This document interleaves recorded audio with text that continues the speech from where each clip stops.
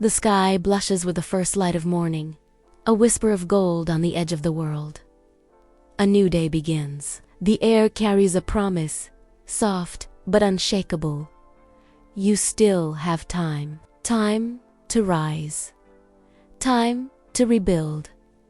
Time to begin again. Every sunrise is a reminder that even after the darkest night, light finds its way. And perhaps that is what Virginia Woolf tried to teach us, that there is a dawn inside every soul waiting to awaken, even through struggle. She once wrote, "Arrange whatever pieces come your way." Those words were not merely about survival, but transformation, the art of shaping chaos into creation. Because life is not a straight path. It is a mosaic of moments, some bright, some broken, and it is up to us to make them whole. Woolf understood that struggle is not something to escape, but something to embrace. It is the birthplace of truth, the forge where courage is made, the silence from which creation is born. She knew pain intimately, the kind that drowns thought, the kind that silences joy. Yet from that pain, she wrote worlds. She turned her inner storms into sentences that still echo across time. "I am rooted, but I flow," she said, a line that captures the essence of every dreamer who refuses to surrender. To be rooted is to endure. To flow is to create. And that is the secret of every artist, every believer, every soul that refuses to give up. Woolf believed that freedom is not given, it is claimed. Claimed in moments of solitude, claimed in acts of defiance, claimed in the choice to speak your truth even when the world prefers your silence. She once declared, "Lock up your libraries if you like. There is no gate, no lock, no bolt that you can set upon the freedom of my mind." And that is the kind of freedom you must fight for. The freedom to think, to feel, to express, to exist without permission. Because true creation begins when you stop asking the world for approval and start giving yourself permission to be real.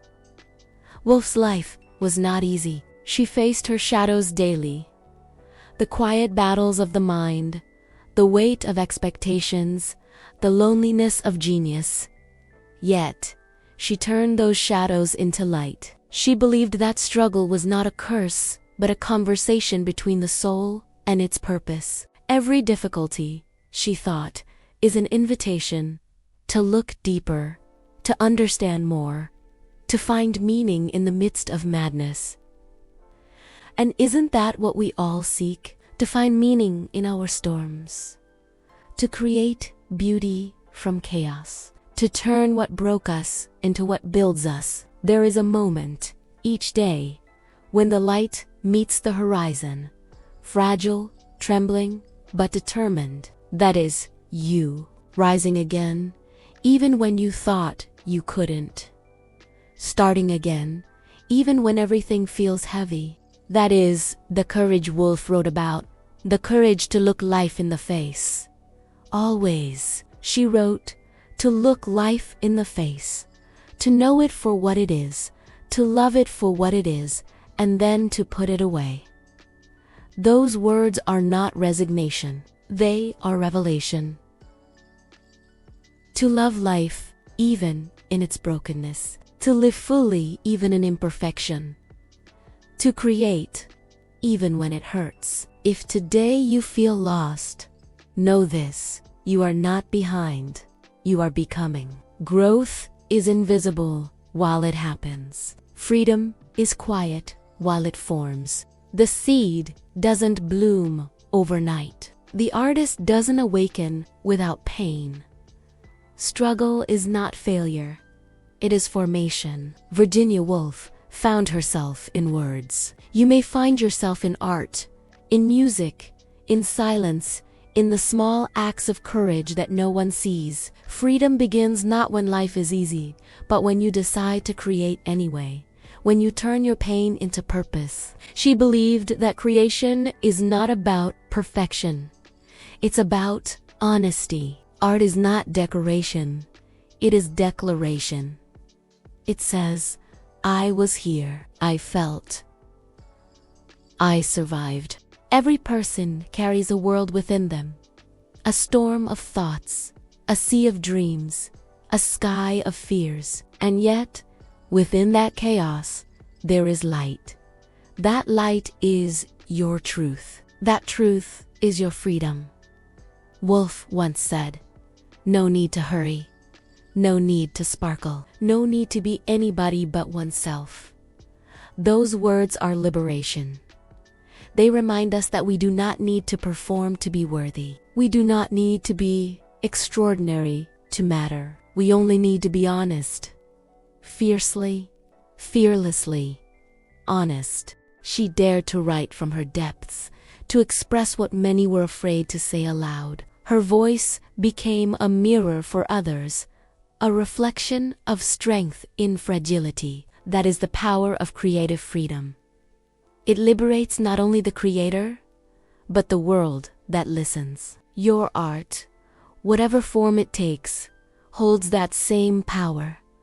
It may not heal the world, but it will heal you. It may not silence every doubt, but it will remind you that your voice matters. Creation is not about being understood. It is about understanding yourself. So, when you wake up tomorrow, when the sun paints your window with light, don't rush to erase your struggle. Honor it. Thank it. Let it teach you. Because the same fire that burns also forges.